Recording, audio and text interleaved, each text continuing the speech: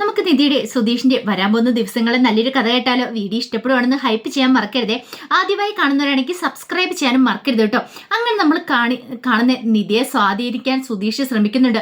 നിധി ഹോസ്റ്റലിലേക്ക് പോയതുകൊണ്ട് സുധീഷിന് നല്ല സങ്കടം ഉണ്ടായിരുന്നു. എങ്ങനെയെങ്കിലും അവളെ വീട്ടിലേക്ക് കൊണ്ടുവരണം തന്നെ തീരുമാനിച്ചു. കുറേ മെസ്സേജ് ഒക്കെ അയച്ചു സോറി പറഞ്ഞുകൊണ്ട്. പക്ഷെ നിധി അതൊന്നും അക്സെപ്റ്റ് ചെയ്തില്ല. സുധീഷിന് ഭയങ്കര ടെൻഷനായി. പിന്നീട് നിധിയെ പോയി നേരിട്ട് കണ്ട് സോറി പറയുന്നുണ്ട്. എന്നിട്ട് നിധി അതൊന്നും സ്വീകരിച്ചതുമില്ല. ഒടുവിൽ എന്ത് ചെയ്യണമെന്ന് അറിയത്തില്ലാത്തൊരവസ്ഥയായിപ്പോയി സുധീഷിന്. സുധീഷ് കുറേ ബലൂണെല്ലാം വാങ്ങിച്ചുകൊണ്ടൊന്ന് അത്തേ സോറി എന്നൊക്കെ എഴുതിയിട്ട് ഹോസ്റ്റൽ ഫ്രണ്ടിൽ അതുമായിട്ട് നിൽക്കുന്നുണ്ട്. അപ്പം ഫ്രണ്ട്സൊക്കെ ചോദിക്കാൻ തുടങ്ങി നിധിയോട് ധാര എന്താ ഏതാന്നൊക്കെ. തൻ്റെ ഒരു കസിനാന്ന് മാത്രമാണ് പറഞ്ഞിരിക്കുന്നത്. തൻ്റെ കഴുത്തിൽ താലി ചാർത്തിയ ആളാന്നുള്ള കാര്യങ്ങളൊക്കെ നിധി മറച്ചു വെച്ചു. നിധിക്ക് അങ്ങനെ പറയാൻ ഒട്ടും താല്പര്യം ഉണ്ടായിരുന്നില്ല. അല്ലെങ്കിലും സുധീഷിൻ്റെ ഹസ്ബൻഡായിട്ട് നിധി കാണുന്നുണ്ടായിരുന്നില്ലല്ലോ. ഈ സമയത്തൊക്കെ നികേഷിന് ഭയങ്കര സങ്കടമായിരുന്നു. കാരണം നിധി വീട്ടിൽ നിന്ന് പോയതോട് കൂടിയിട്ട് നികേഷ് വല്ലാതെ ബുദ്ധിമുട്ടിലായിപ്പോയി. നികേഷിന് അങ്ങനെ പനിയും പിടിക്കുന്നുണ്ട്. പനിച്ച് വിറച്ച് നികേഷ് കിടക്കുന്ന സമയത്ത് സുധീഷാണ് നികേഷിനെ നോക്കുന്നത്. പക്ഷെ എന്ത് ചെയ്യാൻ പറ്റും, സുധീഷിൻ്റെ സ്വഭാവം അറിയാലോ. സുധീഷ് നികേഷിനെ നോക്കാതെ വീട്ടിൽ നിന്ന് ഇറങ്ങിപ്പോയി. പക്ഷേ സുഭാഷിന് ഭയങ്കര സങ്കടമായി. പണി കഴിഞ്ഞ് വന്നപ്പം പനിച്ച് വിറച്ച് കിടക്കുന്ന നികേഷിനെ കണ്ടേ. ആ കാഴ്ച കണ്ടു കഴിഞ്ഞപ്പം സങ്കടത്തോട് കൂടിയിട്ട് നികേഷിനെ ചേർത്ത് പിടിച്ച് ആശ്വസിപ്പിക്കുന്നുണ്ട്. പോട്ടെ, ഞാൻ വന്നല്ലോ, മെഡിസിനൊക്കെ എടുത്തരാമെന്ന് പറഞ്ഞുകൊണ്ട്. പക്ഷെ വൈകുന്നേരം സുധീഷ് വന്നു കഴിഞ്ഞപ്പോൾ സുധീഷിനെ കുറേ ചീത്ത പറഞ്ഞു. സുഭാഷ്, നിനക്ക് നോക്കാൻ പറ്റില്ലെങ്കിൽ നീ പറ്റില്ല എന്ന് പറയണം. ഇവനെ നോക്കിക്കോളാം എന്ന് നീ പറഞ്ഞുകൊണ്ടല്ലേ ഞാൻ ജോലിക്ക് പോയത്. എന്നിട്ട് നീ തോന്നിയാസം പോയി അങ്ങനെയല്ലടാ ഇങ്ങനെയല്ലടാ എന്നൊക്കെ ചോദിച്ചുകൊണ്ട് കുറേ ചീത്ത. സുധീഷിൻ്റെ മനസ്സിൽ നിധി വീട്ടിലേക്ക് വരാത്തതിൻ്റെ സങ്കടമായിരുന്നു. അപ്പം നിധിയെ എങ്ങനെയെങ്കിലും ഒന്ന് പറഞ്ഞ് മനസ്സിലാക്കി തിരികെ കൊണ്ടുവരാനായിട്ടാണ് സുധീഷ് ഓടിപ്പാഞ്ഞ് നടന്നത്. നികേഷ് സങ്കടത്തോടു കൂടി നിധിയെ വിളിച്ച് കാര്യങ്ങളൊക്കെ പറയുന്നുണ്ട്. എനിക്ക് പനിയാ, എന്നെ നോക്കാൻ ഇവിടെ ആരും ഇല്ലായിരുന്നു, അങ്ങനെ ഇങ്ങനെ എന്നൊക്കെ പറയുന്നുണ്ട്. നിധിക്ക് അത് കേട്ട് കഴിഞ്ഞപ്പോൾ സഹിക്കാൻ പറ്റുമോ? പിറ്റേ ദിവസം രാവിലെ തന്നെ നിധി ഹോസ്റ്റലിൽ നിന്ന് വീട്ടിലേക്ക് വരുവാണ്. നികേഷിൻ്റെ അടുത്ത് വന്നിരുന്ന് നികേഷിനെ ആശ്വസിപ്പിക്കുന്നതൊക്കെ ഉണ്ട്. പിന്നെ നികേഷിന് കഴിക്കാനായിട്ട് ആഹാരമൊക്കെ എടുത്ത് കൊടുക്കുകയാണ്. നികേഷ് ഒന്നും കഴിക്കുന്നുണ്ടായിരുന്നില്ല. പക്ഷെ നിധി വന്നോട് കൂടിയിട്ട് ഒന്ന് ആക്റ്റീവ് ആയ ആൾ. കാരണം കഴിഞ്ഞ പ്രാവശ്യം പനി വന്നു കഴിഞ്ഞപ്പം ഒരമ്മയെ പോലെ ഒരു കരുതൽ, ഒരു സ്നേഹമൊക്കെ കൊടുത്ത് നിധിയാണ് പരിചരിച്ചത്. അപ്പം ആ ഒരു കരുതൽ സ്നേഹം നികേഷ് ആഗ്രഹിക്കുന്നുണ്ടായിരുന്നു. കാരണം നിധിയാണ് നല്ല വൃത്തിക്ക് നോക്കുകയും ചെയ്യും. ഒടുവിൽ നിധി വന്നു കഴിഞ്ഞപ്പോൾ തന്നെ നികേഷിൻ്റെ പകുതി പനി കുറഞ്ഞു. പിന്നീട് നിധി പോകാൻ തുടങ്ങി കഴിഞ്ഞപ്പം നികേഷിന് സഹിച്ചില്ല. നിധി എടുത്തി പോകണ്ട, ഇവിടെ നിന്നാൽ മതി എന്നൊക്കെ പറയുന്നുണ്ട്. നിധിക്കും ഭയങ്കര സങ്കടമായിപ്പോയി. പിന്നെ നിധി പോവാണ്. പോകുന്ന സമയത്ത് സുധീഷ് പോയിട്ട് പറഞ്ഞു, നിധി നീ വീട്ടിലേക്ക് വരണം, നീ അങ്ങോട്ടേക്ക് പോകണ്ട, ഇനി ഹോസ്റ്റലിൽ പോകണ്ട, എന്ത് വേണമെങ്കിലും ഞാൻ ചെയ്യാം, ഞാൻ വേണമെങ്കിൽ വീട് വിട്ട് പോയിക്കോളാം, പക്ഷെ നീ ഈ വീട്ടിൽ വന്ന് നിൽക്കണം എന്നൊക്കെ പറഞ്ഞു. ഒടുവിൽ നിധി ഒരു കാര്യം തീരുമാനിച്ചു, ഇനി ഹോസ്റ്റലിൽ നിൽക്കുന്നില്ല, വീട്ടിലേക്ക് തിരികെ വരാം. അങ്ങനെ ഒടുവിൽ നിധി വീട്ടിലേക്ക് തിരികെ വരുവാണ്. നിധി വന്നെന്നറിഞ്ഞപ്പോൾ എല്ലാവർക്കും സന്തോഷമായിരുന്നു, ഭാസ്കരൻ ഉൾപ്പെടെ എല്ലാവർക്കും. നിധി ഇല്ലാത്തതിൻ്റെ ഒരു ബുദ്ധിമുട്ട് 2-3 ദിവസം ആ വീട്ടിലുണ്ടായിരുന്നു. ആർക്കും പരസ്പരം സംസാരം കാര്യങ്ങളൊന്നുമില്ല. ആഹാരം കഴിച്ചാലായി കഴിച്ചില്ലെങ്കിലായി അങ്ങനെ ഒരു സെറ്റപ്പായിരുന്നു. പക്ഷെ നിധി തിരികെ വന്നു കഴിഞ്ഞപ്പം ആ പഴയ ഉണർവും കാര്യങ്ങളൊക്കെ എല്ലാവരിലും ഉണ്ടാകുന്നുണ്ട്. വീട് വീണ്ടും ഒന്ന് സന്തോഷിക്കുകയാണ്. ഈ സമയം സുധീഷിൻ്റെ മനസ്സിലൊരു ടെൻഷൻ ഉണ്ടായിരുന്നു, ഇവിടെ ഇനിയും പോകുമോ എന്നൊക്കെയുള്ളൊരു കാര്യത്തിൽ. പിന്നീട് നിധി വന്നിട്ട് പറഞ്ഞു, സുധീഷ് ഈ വീട് വിട്ട് പോകുമെന്ന് പറഞ്ഞുകൊണ്ട് മാത്രം ഞാൻ ഇവിടേക്ക് വന്നേ, അല്ലായിരുന്നു ഞാൻ വരത്തില്ലായിരുന്നു. സുധീഷ് എപ്പോഴാണ് വീട്ടിൽ നിന്ന് പോകണമെന്നൊക്കെ ചോദിച്ചു. അത് കേട്ടപ്പം സുധീഷിനെ കൊണ്ടു. സുധീഷ് പറഞ്ഞു, ഞാനെന്തിനാ പോണേ, ഇതെൻ്റെ വീടല്ലേ, പോരാത്തന്നെ നീ എൻ്റെ ഭാര്യയല്ലേ, അപ്പം പിന്നെ ഞാൻ നിന്നോടൊപ്പം അല്ലേ കഴിയണ്ടേ, നീ എൻ്റെ ഭാര്യയാകുമ്പോൾ നീ ഇവിടെയല്ലേ കഴിയണ്ടേ എന്നൊക്കെ വലിയ അധികാരഭാവത്തിൽ പറയണം. നിധിക്കത് ഇഷ്ടപ്പെട്ടില്ല. നിധി പറഞ്ഞു, ഭാര്യയോ, പിന്നെ നിൻ്റെ കഴുത്തിൽ താലി ആർത്തിയത് ഞാനല്ലേ എന്നൊരു ചോദ്യം ആണോ? അങ്ങനെയാണെങ്കിൽ ഒരു കാര്യം ചെയ്യാന്ന് പറഞ്ഞു. എന്നും പറഞ്ഞു നിധി തൻ്റെ കഴുത്തിൽ കിടക്കുന്ന താലിമാല ഊരിയെടുത്തു.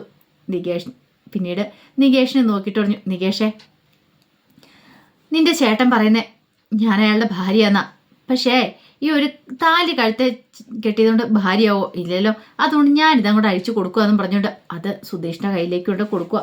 സുധീഷിന് അടി കിട്ടിയല്ലേ. നികേഷും സുഭാഷൊന്നും ഒരിക്കലും പ്രതീക്ഷ കാര്യമായിരുന്നില്ല ഇങ്ങനെയൊരു ടിസ്റ്റ് എന്ന് പറഞ്ഞാൽ. ആ സമയത്ത് സുധീഷ് പറഞ്ഞു, നിധി നീ എന്താ കാണിച്ചെന്ന് ചോദിച്ചു. മനസ്സിലായില്ലേ, നമ്മൾ തമ്മിൽ അല്ലെങ്കിലും സ്നേഹിച്ച് വിവാഹം കഴിച്ചവരാണ്, അല്ലല്ലോ.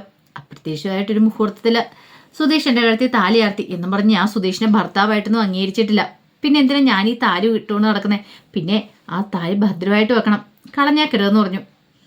ആ സമയത്ത് സുധീഷ് പറഞ്ഞു, കളഞ്ഞേക്കരുതെന്നോ? അതേ, സ്വർണത്തിനൊക്കെ ഇപ്പം എന്താ വില, വെറുതെ അവിടെ ഇവിടെ ഇട്ട് അത് കളഞ്ഞേക്കരുത്. സുധീഷിൻ്റെ കാര്യം ഏതാണോ ഞാൻ പറഞ്ഞതെന്ന് പറഞ്ഞു. സുധീഷിന് വല്ലാത്തൊരു ടെൻഷനായി. നിധി അങ്ങോട്ട് കയറി പോവുകയും ചെയ്തു. അപ്പോഴേക്കും നികേഷ് പറഞ്ഞു, വടി കൊടുത്ത് അടി വാങ്ങിയതുപോലെ ആയില്ലേ, ഇതിൻ്റെ വല്ല ആവശ്യം ഉണ്ടായിരുന്നു സുധീഷാണ് എന്തിനാ നിധിയടുത്തിയാണ് അങ്ങനെയൊക്കെ പറയാൻ പോയത്? ഞാൻ താലി കിട്ടിയതല്ലേ, അങ്ങനെയല്ലേ ഇങ്ങനെയല്ലെന്ന് ഇപ്പം കിട്ടിയില്ലേന്ന് ചോദിച്ചു. സുധീഷിന് ആകെപ്പാടെ ടെൻഷനായി. അവൾ ഇത്രയ്ക്ക് ചെയ്യുന്നു പ്രതീക്ഷയില്ല. താലിമാല എന്നാലും ഒരു കൈ തന്നല്ലോ എന്നൊക്കെ ഒരു ചിന്ത. പിന്നീട് വർക്ക്ഷോപ്പിലേക്ക് ഹരീഷ് പോകുന്നുണ്ട്. പോയ പുറകെ തന്നെ സുധീഷ് എന്നിട്ട് ഹരീഷിനോട് സങ്കടം പറയണം. എടാ, അവൾ അങ്ങനത്തെ പരിപാടി എന്നോട് കാണിച്ചു. എന്നോട് എന്തിനാടാ അവൾ അങ്ങനെ ചെയ്തേ? അങ്ങനെ ചെയ്യേണ്ട കാര്യമൊന്നും ഇല്ലായിരുന്നു. ഒന്നുമല്ലെങ്കിലും ഞാൻ അവളുടെ കഴുത്ത് താലി ആർത്തിയല്ലേ, അവളുടെ ഭർത്താവല്ലേ ഞാൻ. ഹരീഷോട് നിന്നും മിണ്ടായിരിക്കുന്നുണ്ടോ? ഒടുവിൽ ചന്തുവിനോട് തൻ്റെ പരിഭവവും പരാതികളും പറയുവാണ് സുധീഷ്. ചന്തു ചോദിച്ചു, എന്താ ഹരീഷിൻ്റെ കാര്യം എന്ന് ചോദിച്ചു. അതെ, മൈൻഡ് ചെയ്യണ്ട, നീ നിൻ്റെ ജോലി തുടർന്നോളാൻ പറഞ്ഞു.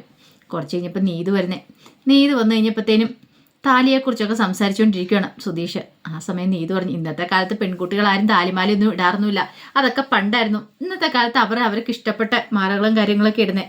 സ്വർണം പോലും അങ്ങനെ അധികം ആരും ഉപയോഗിക്കാറൊന്നുമില്ല പെൺകുട്ടികൾ. അവർക്ക് ഫ്രീ ബേഡായിട്ട് നടക്കാനേ ഇഷ്ടം എന്ന് പറഞ്ഞു. അത് കേട്ടപ്പോൾ സുധീഷിനൊരു സമാധാനം.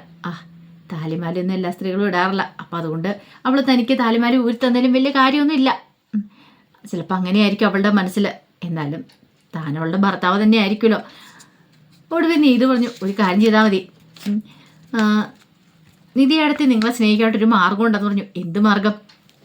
ഞാനിവിടെ വരുന്ന സമയത്തെ എന്നോട് വഴക്കുണ്ടാക്കാതിരുന്നാൽ മതി എന്നൊക്കെ പറഞ്ഞു. അത് കേട്ടപ്പം സുധീഷിന് ദേഷ്യം. ഒന്നും മിണ്ടാതെ പോയിക്കോ, മനുഷ്യ ഇവിടെ തലയ്ക്ക് ഭ്രാന്തി പിടിച്ചിരിക്കുമ്പോഴോ അവൾ കോമഡി ആയിട്ട് വന്നിരിക്കണമെന്നൊക്കെ പറഞ്ഞു. അങ്ങനെ നീതുവിനെ അവിടെ നിന്ന് ഓടിക്കുവാണ്. ഈ സമയം നീതി കമ്പനിയിലേക്ക് വന്നു കഴിഞ്ഞപ്പോൾ ഒരു മീറ്റിങ്ങും കാര്യങ്ങളൊക്കെ ആയിരുന്നു. അപ്പം പ്രദീപും എല്ലാവരും കൂടെ ചേർന്നിട്ടാണ് മീറ്റിംഗ് ഒക്കെ നടത്തിയത്. അങ്ങനെ മീറ്റിങ്ങിൻ്റെ സമയത്ത് ഒരു കാര്യം പറഞ്ഞു. അപ്പോൾ കുറേ നാളുകളായിട്ട് വലിയ കുഴപ്പമില്ലാതെ കമ്പനിയിൽ മുന്നോട്ട് പോകുന്നത്. അപ്പം നിധി വന്നതിന് ശേഷം ഇതുവരെയായിട്ട് ഇൻഡിപെൻഡൻ്റ് ആയിട്ട് ഒരു വർക്ക് എടുത്ത് ചെയ്തിട്ടില്ല. അപ്പം നിധിയോട് തനിച്ചൊരു വർക്ക് ചെയ്യാനായിട്ട് പറഞ്ഞിരിക്കുമോ, ഒരു വില്ലയുടെ ഇൻറ്റീരിയർ ഡിസൈനും കാര്യങ്ങളൊക്കെ ചെയ്യണം. അപ്പോൾ നിധിയെ ഏൽപ്പിച്ചു. അപ്പം നിധി ഇതിനു മുമ്പ് ദിവ്യയുടെ ഹെൽപ്പോട് കൂടിയിട്ടാണ് കാര്യങ്ങളൊക്കെ ചെയ്തുകൊണ്ടിരുന്നത്. ഇനിയിപ്പോൾ തനിച്ച് ചെയ്യണമെന്ന് പറഞ്ഞു. നിധി അത് ഏറ്റു, ഞാൻ ചെയ്തോളാം സാറെന്നൊക്കെ പറയുന്നുണ്ട്. പിന്നീടാണ് പ്രദീപ് ആ കാര്യം പറയണേ. അതെ, നമ്മളിനിയിപ്പം ഒരു പഴയ കുറേ വീടിനെക്കുറിച്ചുള്ള കുറച്ച് റിസർച്ചും കാര്യങ്ങളൊക്കെ നടത്താൻ തീരുമാനിച്ചിട്ടുണ്ട്. കാരണം ഇപ്പോഴത്തെ വീട് പോലെയുള്ള പഴയ വീടുകൾ കുറച്ചുകൂടി സ്ട്രോങ് ആയിട്ട് ഇരിക്കും. അപ്പോൾ അങ്ങനെയുള്ള വീടിനെക്കുറിച്ച് നിങ്ങൾക്ക് അറിയാമെങ്കിൽ നിങ്ങൾ പറയണം എന്നൊക്കെ പറഞ്ഞു. അപ്പോൾ 1-2 പേര് താങ്കൾക്ക് അറിയാവുന്ന വീടിനെക്കുറിച്ചൊക്കെ പറയണം. അപ്പോഴേക്കും നിധിയുടെ മനസ്സിലേക്ക് കയറി വന്നേ, താനിപ്പോൾ താമസിച്ചുകൊണ്ടിരിക്കുന്ന വീടാണ്. അത് കുറേ പഴയ വീടാണ്, കുറേ വർഷങ്ങൾ പഴക്കമുണ്ടെന്ന് സുധീഷ് പറഞ്ഞു കേട്ടിട്ടുണ്ട്. അങ്ങനെയാണെങ്കിൽ ആ വീടിനെക്കുറിച്ച് പറഞ്ഞാലോ? പിന്നീട് നിധി കാര്യം പറയുന്നുണ്ട്. ഞാൻ താമസിക്കുന്ന വീട് അങ്ങനെ ഒരു വീടാന്നൊക്കെ പറഞ്ഞു. ആണോ? അങ്ങനെയാണെങ്കിൽ നമുക്കന്ന് വിസിറ്റ് ചെയ്യാൻ പറ്റുമെന്ന് ചോദിച്ചു. തീർച്ചയായിട്ടും വീട് കാണാൻ പറ്റുമെന്ന് പറഞ്ഞു. കാരണം പഴയ വീടാകുമ്പോൾ കുറച്ചുകൂടി സ്ട്രോങ് ആയിരിക്കും. അപ്പോൾ അതിനായിട്ട് ഉപയോഗിച്ചിരിക്കുന്ന സാധനങ്ങളെക്കുറിച്ചൊക്കെ ഡീറ്റെയിൽസും കാര്യങ്ങളൊക്കെ ഒരു റിസർച്ച് നടത്താനായിട്ട്. അപ്പോൾ അതിന് വേണ്ടിയിട്ടാണ് അതിനെക്കുറിച്ചൊക്കെ ചോദിച്ചത്. അങ്ങനെ ഒടുവിൽ നിധി പറഞ്ഞു, അതെന്താ സാറേ, അതിപ്പോഴും അതുപോലെ തന്നെയാണ്, ഇത്രയും വർഷമായിട്ടും അതിന് പുതുക്കി പണി ഒന്നും ചെയ്തിട്ടില്ല. അപ്പോൾ കാര്യങ്ങൾ കുറച്ചുകൂടി എളുപ്പമാവും. അങ്ങനെ അവരെ കൂട്ടിക്കൊണ്ടു പോകാമെന്ന് നിധി വാക്ക് കൊടുത്തു. പിന്നീട് അന്ന് ജോലി കഴിഞ്ഞ് നിധി വീട്ടിലേക്ക് ഒരു വഴിക്ക് വെച്ച് സുധീഷിനെ കാണുന്നുണ്ട്. സുധീഷ് നിധിയോട് ഭയങ്കര ക്ലോസ് ആയിട്ട് സംസാരിക്കാൻ ചെല്ലുന്നുണ്ട്. നിധി പക്ഷെ മൈൻഡ് ചെയ്തില്ല. ഒടുവിൽ സുധീഷ് പറഞ്ഞു, എന്താ നിധി, നീ എന്താ ഇങ്ങനെയൊക്കെ? ഒന്നുമില്ലെങ്കിൽ നമ്മൾ ഭാര്യ ഭർത്താക്കന്മാരല്ലേ എന്നൊക്കെ ചോദിക്കണം. അത് കേട്ടപ്പോൾ നിധി പറഞ്ഞു, എനിക്ക് കുറച്ച് സംസാരിക്കാനുണ്ടെന്ന് പറഞ്ഞുകൊണ്ട് ഒരു കോഫി ഷോപ്പിലേക്ക് സുധീഷിനെ വിളിച്ചുകൊണ്ട് പോയി. അവിടെ വെച്ചാണ് നിധി ആ കാര്യം പറയണേ. അതെ, എനിക്ക് ഡിവോഴ്സ് വേണം, നമുക്ക് സെപ്പറേറ്റഡ് ആവണമെന്ന്. അത് കേട്ട് കഴിഞ്ഞപ്പോൾ സുധീഷിനൊരു ഞെട്ടല ഉണ്ടായത്. സുധീഷ് ഒരിക്കലും പ്രതീക്ഷ കാര്യമായിരുന്നില്ലത്. ഡിവോഴ്സ് എന്ന് കേട്ട് കഴിഞ്ഞപ്പം സഹിക്കാൻ പറ്റിയില്ല. അങ്ങനെ വീട്ടിലേക്ക് വന്നാലും സുധീഷിന് മനസ്സിൽ വല്ലാത്തൊരു ബുദ്ധിമുട്ടായിരുന്നു. സുഭാഷൊക്കെ കുറേ ചോദിച്ചെങ്കിലും കാര്യം എന്തെന്ന് പറയാനായിട്ട് തയ്യാറായില്ല. പിന്നീട് എല്ലാവരും ആഹാരം കഴിച്ചുകൊണ്ടിരിക്കുന്ന സമയത്ത് നിധി ആ കാര്യം പറയണേ. തൻ്റെ ഓഫീസിൽ നിന്ന് കുറച്ച് ആൾക്കാർ ഇവിടെ വരുന്നുണ്ട്, ഈ വീടൊക്കെ അവർക്ക് കാണും, ഒരു റിസർച്ചിൻ്റെ ഭാഗമായിട്ടാന്നൊക്കെ പറഞ്ഞു. അത് കേട്ടപ്പോൾ സുഭാഷ് പറഞ്ഞു, അതിനെന്താ, അതിന് വന്നവർ കാണട്ടെ, അതിന് എന്ത് ഹെൽപ്പ് വേണമെങ്കിലും ചെയ്തുതരാം, അവർക്ക് എന്തെങ്കിലും ആഹാരമൊക്കെ ഉണ്ടാക്കണം എന്നൊക്കെ ചോദിച്ചു. ആഹാരമൊന്നും വേണ്ട, ഒന്നും കൊടുക്കുകയൊന്നും വേണ്ട, അവർ കണ്ടിട്ട് പോയിക്കോളും എന്നൊക്കെ പറഞ്ഞു. അങ്ങനെയാണെങ്കിൽ നാളെ തന്നെ അവർ വന്നോട്ടെ, എനിക്ക് പ്രശ്നമൊന്നും ഇല്ലയെന്ന് പറഞ്ഞു. അങ്ങനെ രാത്രി കിടക്കുന്ന സമയത്ത് പതിവിലും വിപരീതമായിട്ട് സുധീഷ് നല്ല സൈലൻ്റ് ആയിരുന്നു. കാര്യങ്ങൾ തിരക്കി കഴിഞ്ഞപ്പോഴാണ് സുധീഷ് ഡിവോഴ്സിനെ കുറിച്ചൊക്കെ പറയുന്നത്. അത് കേട്ട് കഴിഞ്ഞപ്പോൾ ബാക്കി എല്ലാവർക്കും ടെൻഷനായിപ്പോയി. നികേഷിനൊക്കെ ഒരുപക്ഷെ ഡിവോഴ്സ് നടത്തിയിട്ടുണ്ടെങ്കിൽ നിധി അടുത്ത് ഈ വീട് വിട്ട് പോകുമോ എന്നൊരു ചിന്തയായിരുന്നു മനസ്സിൽ. അങ്ങനെ പോയിട്ടുണ്ടെങ്കിൽ അത് ഉൾക്കൊള്ളാനായിട്ട് അവർക്ക് സാധിക്കില്ല. നിധി വന്നതിന് ശേഷമാണ് അതൊരു വീടായിട്ട് മാറിയത്. ഇത്രയും നാളും അങ്ങനെയൊന്നും ആയിരുന്നല്ലോ. അപ്പം നിധി പോയി കഴിഞ്ഞിട്ടുണ്ടെങ്കിൽ വീണ്ടും പഴയത് ഇവിടെ തന്നെ ആവും. അത് അവർക്ക് ആർക്കും ചിന്തിക്കാൻ പോലും പറ്റുന്നുണ്ടായിരുന്നില്ല.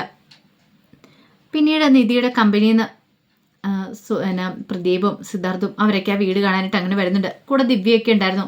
അങ്ങനെ വീട് കാണാൻ വന്ന സമയത്ത് ഓരോ ചോദ്യങ്ങളൊക്കെ ചോദിക്കുമ്പോൾ സുഭാഷ് സുധീഷും ഒക്കെയാണ് മറുപടി പറയുന്നത്. വീടൊക്കെ കാണിച്ചു. അവർക്ക് വീടൊക്കെ കണ്ടപ്പോൾ തന്നെ മനസ്സിലായി ഒത്തിരി പഴക്കമുള്ളതാണ്. പിന്നെ ഇത്ര പഴക്കമുണ്ടായിട്ട് അതിൻ്റെ ഭിത്തിയൊക്കെ എത്രമാത്രം സ്ട്രോങ് ആണെന്നുള്ള കാര്യങ്ങളൊക്കെ അവർക്ക് മനസ്സിലാവുകയും ചെയ്തു.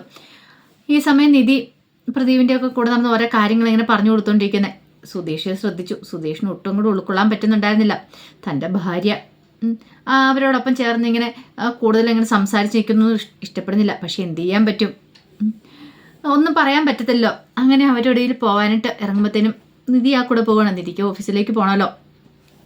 സുധീഷ് കാറിൻ്റെ പുറയിലേക്ക് നിധി കയറാൻ വേണ്ടിയിട്ട് ഡോറൊക്കെ തുറന്നു കൊടുക്കുന്നുണ്ട്. പക്ഷെ ആ സമയത്ത് അവിടേക്ക് ദിവ്യയാണ് വന്ന് കയറിയത്. ഫ്രണ്ട് നിധി കയറിയിരുന്നു. അങ്ങനെ പ്രദീപ് വന്ന് വണ്ടിയെടുത്ത് അവരും കൂടെ പോയി കഴിഞ്ഞപ്പോൾ സുധീഷിന് സഹിച്ചില്ല. തൻ്റെ ഭാര്യ ഫ്രണ്ട് സീറ്റിൽ കയറിയിരിക്കുന്നു. അവർ പോയി കഴിഞ്ഞപ്പോൾ ഭയങ്കര സന്തോഷത്തോട് സുഭാഷ് പറഞ്ഞു അവർക്ക് വീടൊക്കെ ഇഷ്ടപ്പെട്ടു എന്നൊക്കെ പറഞ്ഞു. ദേ സുഭാഷ് ഏട്ടാ മനുഷ്യരുടെ ഭ്രാന്ത് പിടിച്ചുകൊണ്ടിരിക്കുക, എൻ്റെ ജീവിതം തകർന്നുകൊണ്ടിരിക്കുക. അപ്പോഴാണ് സുഭാഷാണ് കുട്ടിക്കളി എന്ന് പറഞ്ഞു. എടാ നീ കാര്യം എന്താ വെച്ചാൽ പറ. അപ്പോഴാണ് പറയുന്നത് കണ്ടില്ലേ അവളോട് എത്ര സ്നേഹത്തോടുകൂടിയിട്ട് അവൾ സംസാരിക്കുന്നേ. പോരാത്തന്നെ അവൾ ഫ്രണ്ട് സീറ്റിൽ ഇരുന്ന് കയറി പോയിരിക്കുന്നു. അതിൻ്റെ ആവശ്യമൊക്കെ ഉണ്ടോ? നികേഷ് പറഞ്ഞു സുധീഷാണ് ഇത് ഏത് കാലത്തായി വസിക്കുന്നേ. അതെ ഇപ്പോൾ അവളങ്ങനെ ഫ്രണ്ട് സീറ്റിൽ കയറി പോയെന്ന് ഓർത്തുകൊണ്ട് ഒന്നും സംഭവിക്കാനൊന്നും പോകുന്നില്ലെന്ന് പറഞ്ഞ് നിധിയെ സപ്പോർട്ട് ചെയ്യണം. സുധീഷിനെ അത് ഒട്ടും ഇഷ്ടപ്പെടുന്നുണ്ടായിരുന്നില്ല. എൻ്റെ ദൈവമേ ഇങ്ങനെയാണ് എന്ത് ചെയ്യും? തന്നെ ഇതിലായിട്ടും ഭർത്താവായിട്ട് പോലും അവൾ അംഗീകരിച്ചിട്ടില്ല. ഡിവോഴ്സ് ചോദിച്ചിരിക്കുക. ഇനിയിപ്പോൾ എങ്ങാനും തന്നെ വേണ്ടെന്ന് വെച്ചിട്ട് ഇനിയിപ്പം അവൻ്റെ പിന്നാലെ എങ്ങനെയോ അവൾ പോകുമോ, അവർ രണ്ടുപേരും വിവാഹം കഴിക്കുമോ എന്നൊക്കെ ഒരു ചിന്ത മനസ്സിലേക്ക് വരുന്നുണ്ട്. പഴയ ടെൻഷനായി പോയി സുധീഷിന്. അപ്പോൾ അതിൻ്റെ കഥകളൊക്കെയാണ് നമ്മൾ കാണാൻ പോകുന്നത്. ആ കഥകൾക്കായി നമുക്ക് എല്ലാവർക്കും കാത്തിരിക്കാട്ടോ. ഒരിക്കൽ കൂടി എല്ലാവർക്കും ശുഭദിനം നേർന്നുകൊണ്ട് നിർത്തുന്നു. നന്ദി.